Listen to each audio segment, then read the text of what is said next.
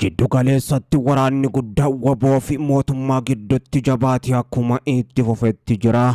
Kaaba Shaggar, Kaaba Lixaa, Kibba Lixaa akkasumas Baha Shaggar keessatti lolli guddaa waboo fi humnoota mootummaa jidduutti meeshaalee gurguddoo akka Madfii, Su-23 BM fi kaaniin gaggeeffamaa kan jiru. Waboon ammoo humnoota mootummaa meeshaalee gurguddoodhaan lolaa jiran kana jaluma seenuun harcaasaa jiraachuu yoo himu, mootummaan ammoo gama isaatiin lola waboo waliin guutuu Oromiyaatti gaggeessaa jiru magaalota keessaa waboo baasaatiin jira jedha. Waboon lola guyyaa har'aan tanaa zoonii giddu galeessaa Kaaba Shaggar aanaa Darraa fi Dagam warra jaarsootti gaggeessan tarkaanfii ilaalessaa fudhachuudhaan waraana kumaatamaan lakkaa'aman barbadeessuu hime. Waboo cabsaa jirra, injifannoo gurguddoos arganne jechuun mootummaan marii Taanzaaniyaa irraa eegalee ammoo dubbachaa turuunsaan yaadatamaa. Garuu waboon ammoo bakka hin eegamne mul'achuus erga jalqabee bubbulee jira. Xarafarraa ammoo gara jiddu galeessaa dhufuudhaan mootummaa wajjin meeshaalee gurguddoodhaan lola gaggeessaa jiraachuus himee jira. Waboon ajajaa humna waraana Itoophiyaadhaa kan ta'an Fiild Maarshaal Birhaanuu Juulaa Galalchaa Gurraandhala 22 bara 2000 keessa waboo balleessu dubbatanii turan.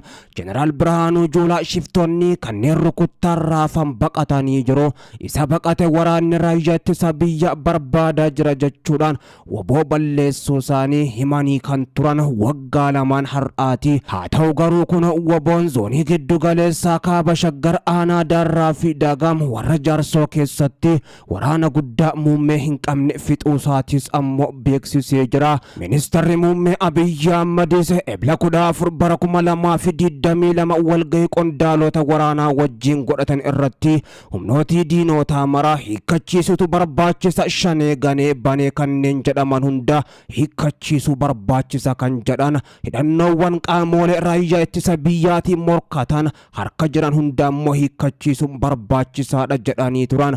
Ergasii waggaanis darbee waraanni bilisummaa Oromoo waboon ammoo garuu ergasii kunoo akkam badii mul'isuudhaan jiddu galeessa keessaa ibidda gurguddaa humnoota mootummaatti qabsiisaa jiraachuu himan. Pirezidaantiin mootummaa naannoo Oromiyaa obbo Shimallis Abdiisaas jalqaba ji'a Bitooteessaa caffee Oromiyaatti dhiyaachuudhaan ibsa kennaniin humnoonni nageenya Oromiyaa aarsaa guddaa baasaa akka jiranii fi ji'oota muraasa keessatti hidhattoota waboodhaan akka balleessa waadaa galanii kan turan. Ergasii ammoo humnoonni shanee mo'amanii gara biyyoota ollaatti baqatanii akka jiranis mootummaan isaanii ibsee kan ture. Wanti waggoota 4 darban keessatti ta'e garuu ammoo akka mootummaan yeroo adda addaatti waboo balleessee jira yookaan ammoo dhabamsiisee jira jedhu osoo hin taane, sochiin hidhattoota waraana bilisummaa Oromoo waboo godinoota garagaraatti babal'ate meeshaalee gurguddoodhaan mootummaa ammoo yoo waraanus mul'ataa jira.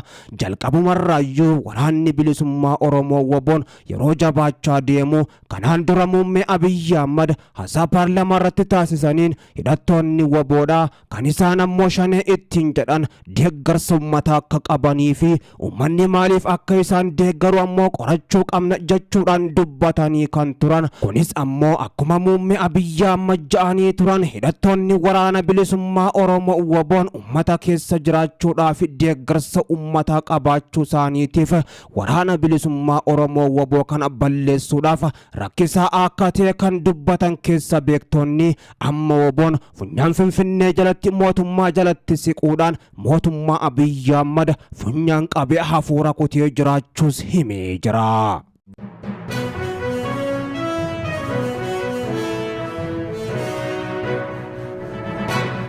Fiild Maarshaal Jeneraal Birhaanuu Juulaa Galalchaa diroonii diina Itoophiyaa fi waboon balleessuuf malee biyyootitti akka qabnu agarsiisuudhaaf hin binne ittiin balleessina waboo lola ammoo ni dandeenya jedhaniiti seena waboo waan ta'eef jecha haa danda'anii rukutaa jirra jedhaniis ammoo kilaashii qofaan hin lollu jedhana. Waboon kibba Oromiyaatti ammoo lola guddaa guyyaa lamaaf walitti aansuudhaan gaggeesseen waraana kumaa ol barbadeessuudhaan hedduu boojuudhaan mootummaa Jeneraal Jeneraal Bireetis naasisee jira.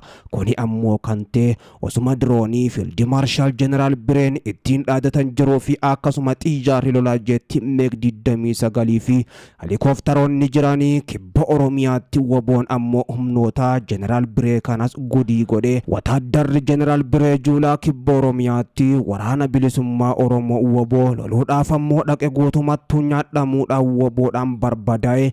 Meeshaa gurguddoodha haga xixinnaatti ammoo waboodhaafis dabarsee kennuudhaan kan harka yoo kennatu hedduu isaanii ammoo waboon dikee Oromiyaa gochuudhaan qumaara hamaa muummee Abiyyii fi Jeneraal Bireetis nyaatee jira. Waraanni bilisummaa Oromoo waboon zoonii kibbaa Gujii baa keessa socho'u tarkaanfii ilaalessaa humna weerartuu diinaa irratti fudhadhe jedheen waboon kibba Oromiyaadha lola ulfaataa guyyaa kaleessarraa eegaluudhaan hanga guyyaa har'aan tanaatti gaggeessaa turen godina Gujii bahaa aanaa Goorodoolaa keessatti ammoo tarkaanfii ilaalessaa diina irratti fudhateen waboon injifannoolee culluqoo ammoo galmeessuudhaan meeshaalee humni raayyaa ittisa biyya Abiyyi amma baattee dhufte dugda isheerraa hiikuudhaan galii mooraa qabsoo bilisummaa Oromootiif galchuu yoo beeksisu booji'amtoota dabalatee meeshaalee gurguddoo hedduu harkaa dhuunfachuus beeksisee jira. Dabalataanis waboon humna weerartuu jedhuun raayyaa ittisa biyya hedduu du'aan adabuudhaan loltoota 70 ol ammoo fayyatti yoo booji'u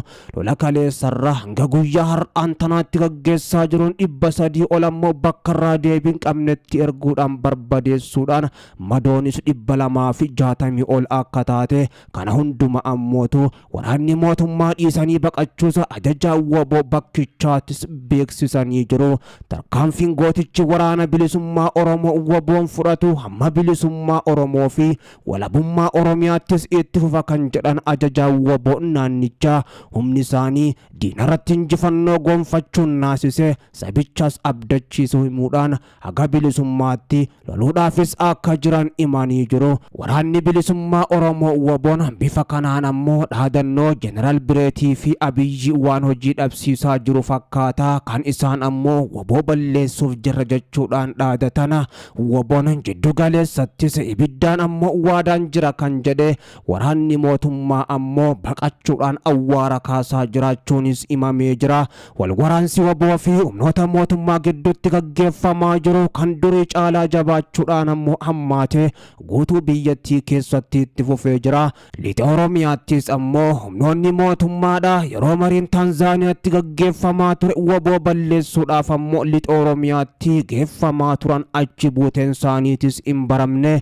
Waraanni bilisummaa Oromoo waboon yeroo mootummaan lafoo fi qilleensaa waboo rukutaatiin jira harkaan kannachiise jechuudhaan ammoo dhaadachaa jirutti injifannoo gurguddoo gonfachaa jiraachuu kan beeksise. Jiddu galeessa Oromiyaattis ammoo tarkaanfii jajjabduu fudhachuudhaan waboon dubbii Fiild Maarshaal Jeneraal Birhaanuu Juulaa yookaan ammoo Biree jechuudhaan kan beekaman waboo balleessuuf jirra lafoo fi qilleensaan itti duullee daaraa bubbeen fuute godhuuf jirra jechuun ammoo dhaadatan hojiin ala godhuudhaan tarkaanfii jajjabduu fudhachaa jiraniin hojiidhaan ammoo diina keenyattis injifannoo keenyan sabatti ammoo mul'isaa jirra jechuudhaan fuulduratti adeemaa jiraachuu fi imala bilisummaa jalqabne hamma galmaan geenyutti duubatti deebiin hin jirus kan jedhe waboon ammoo tarkaanfiiwwan jajjabduu fudhachaa jiruun injifannoo gonfachuudhaan diina isaa biyyatti makaa jiraachuus beeksisee jira.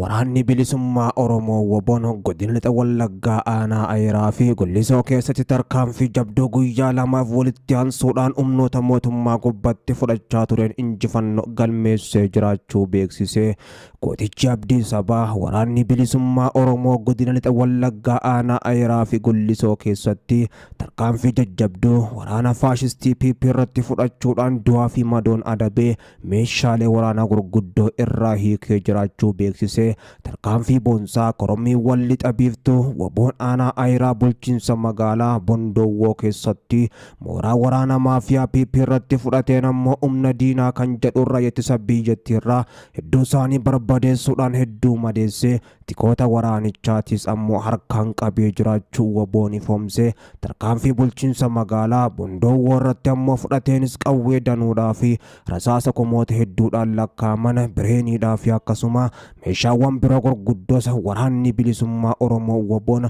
humnoota raayyaa ittisa biyyattii irraa hiikuudhaan dantaa qabsoo bilisummaa Oromootiif galii taasisee jiraachuu hime. Kana malees waraanni bilisummaa Oromoo waboon godinichuma aanaa Gullisoo keessatti waraana mootummaa faashistii PP Abiyyi Ahmad kan jedhu raayyaa ittisa biyyattii magaalaa Diillaarraa ammoo sakattaadhaaf bobbaatee magaalaa jalatti itti seenuudhaan ammoo rasaasaan dukkeerraa kaasuudhaan meeshaalee gurguddoon barbadeessee hedduu isaanii bakka irraa deebiin qabnetti erguudhaan hedduu ammoo madeessee achi keessaa baasee jiraachuus beeksisee jira. Tarkaanfii jabduu magaalaa Gullisoo kanatti fudhateenis waraanni bilisummaa Oromoo waboon qawwee AKM hisaaban qabne rasaasa bireenii kumootaan lakkaa'amanii fi AKM akkasuma gama biraatiin meeshaawwan biroo gurguddoo waraanaatis ammoo dugda diinarraa hiikuudhaan qabsoodhaaf galii taasisuu ajajaan waboo bakkichaatis ibsanii jiru. Wal waraansi waraana bilisummaa Oromoo waboodhaa fi humnoota mootummaa gidduutti gaggeeffamaa jiru.